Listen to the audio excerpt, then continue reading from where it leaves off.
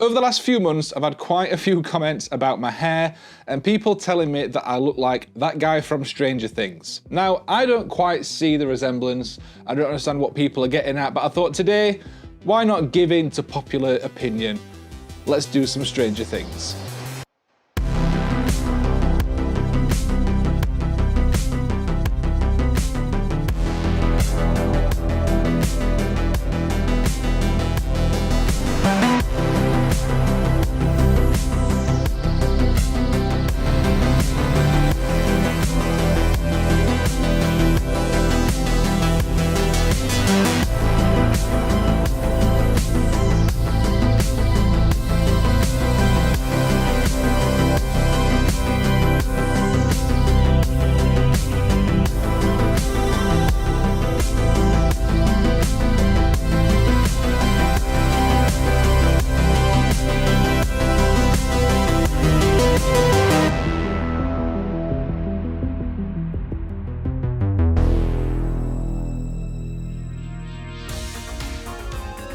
Now 3D printing is something that I've been doing quite a lot of over the last year, and I have to say it's one of the most exciting things to happen to my hobby in a long time. Just being able to go online, look through hundreds of thousands of files, find something cool that you want to print and paint, and then a few hours later you've got a brand new model. It is the most exciting thing to happen to my hobby in a long time. I didn't say fast. Now these files are from Cryptic Studios. They are absolutely gorgeous. They're from their Nostalgia Quest set that they did, which are heavily Stranger Things inspired. Now there's a whole host of different characters and terrain available. Highly recommend going and checking them out over on my manufacturer. There'll be links down below in the description for that.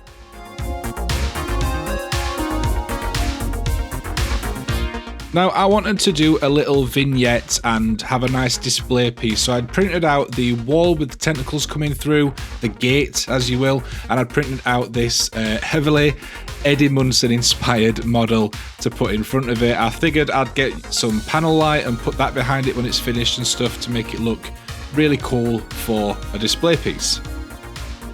To get this ready for painting, I'm using a zenithal going from black to grey to light grey to white, and then once that's all on and dry I start working on the gate piece itself. For this I'm airbrushing on a purple from the underneath to create the shadows, and then I'm going to take a red using the Army Painter Air range here and take a red from the top down so that we've got those nice purples in the shadows and you've got the reds on top, and it creates a really nice rich colour palette which is going to set the backdrop for this little piece. Now in the shirt, the vines that are shown on the different gates and things like that are a bit darker than I'm painting here. They're more towards a sort of black purple look. I didn't really want to go that dark with these. I wanted it to be nice and vibrant so it really stands out against the character that's going to be stood in front of it. I am adding a couple of washes here. I'm adding a blue wash to all of the tentacles and stuff on the wall, just to go into those recesses and to tint the colour a little bit further, and I'm adding a purple wash onto the bigger tentacles that are sticking out, just again to tint the colour.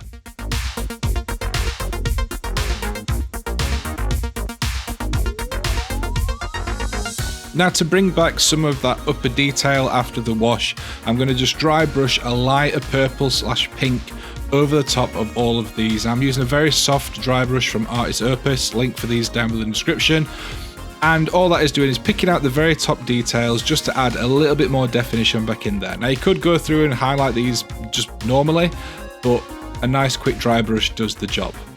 I'm adding some vibrant ink from Green Stuff World just around the very inner edge closest to the portal on the tentacles, just to brighten those up and once again add another colour variation. I want this to look like the light is shining through even when there's not a light behind there on the portal.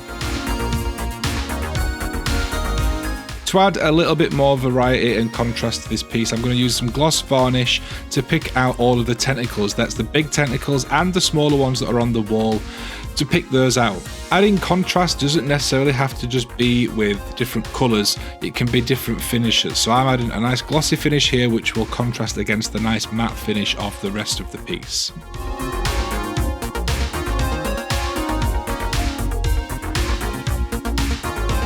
Now, although this piece is designed as a little terrain piece for RPG games and things like that, I'm using it as a nice backdrop for a little vignette. I thought it'd be nice to have this on my shelf. I'm attaching this to a little bit of foam board, so it's got a little platform where it can stand. I'm going to neaten up those edges with a little bit of plastic card, and that's that done until the guitar guy's painted later on.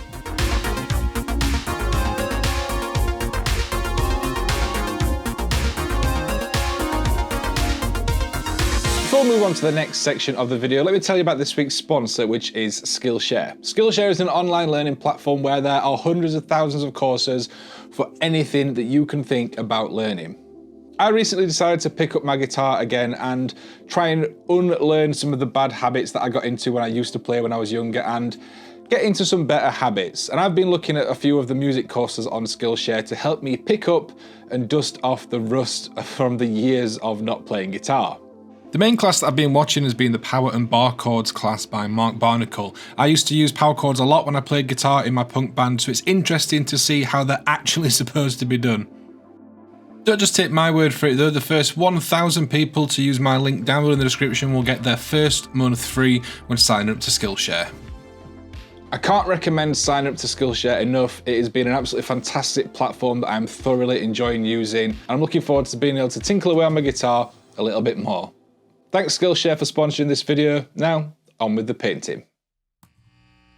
With a little vignette display all sorted, it's time to work on the guitar guy himself. Now, there will be an extended version of this where I talk through different paint choices and techniques that I go through, but I thought for this video, let's go with a bit of a montage. I think we all know what sort of music it's going to be playing.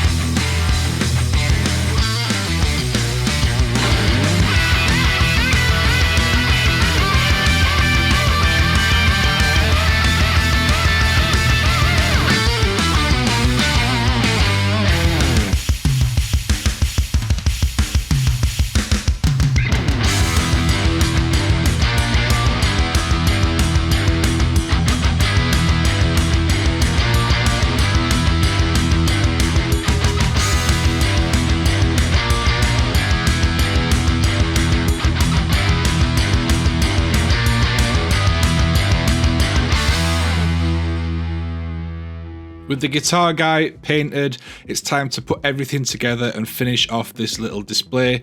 I'll start off by positioning him roughly where he's going to go, and seeing this all come together is very, very exciting.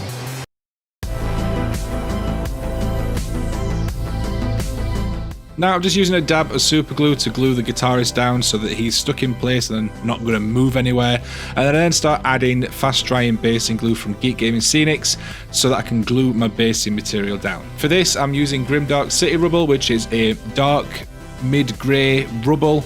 It's absolutely fantastic. There's loads of different courses of sand and grit and stones in this, and it looks brilliant for sort of destroyed urban look. And this is finally finished. This has been so much fun to work on. As a massive Stranger Things fan, this has been an absolute joy, and it's going to look absolutely fantastic on my shelf.